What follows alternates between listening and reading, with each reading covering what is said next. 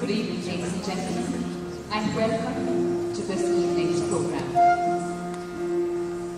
Our Bharatanatyam dance drama, titled Andal, and its story runs thus.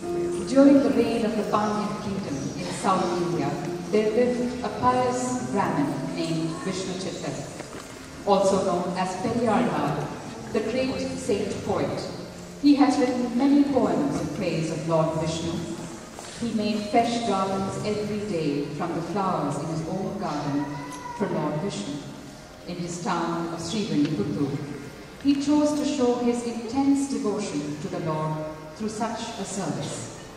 While plucking flowers from his garden, Vishnu Chittar was amazed one day to find a beautiful baby girl lying under the tulsi plant.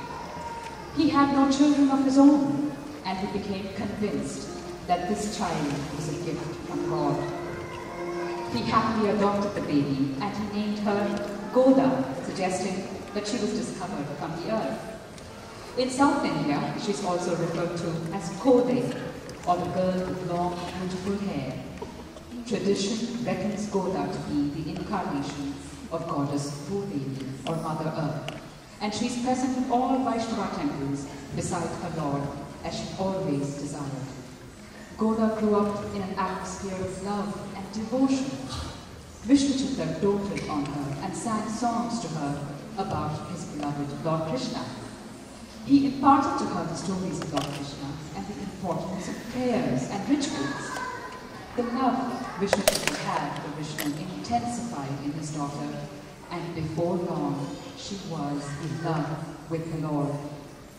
Even as a child, Goda had decided to marry none but the Lord himself and refused to think of any human being in any other terms.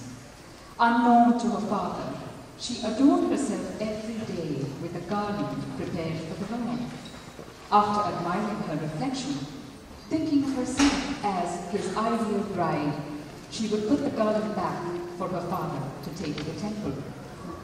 One day, Vishnu Chittar noticed a strand of Goda's hair on one of the garlands.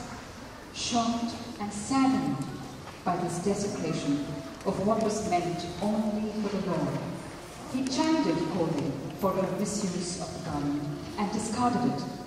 He prepared a new one and offered it to the Lord, begging the Lord's pardon all the time. But that night, Lord Ranganatha appeared in Vishnu Chittar's dream and commanded that the garland adorned lovingly by Goda be offered to him.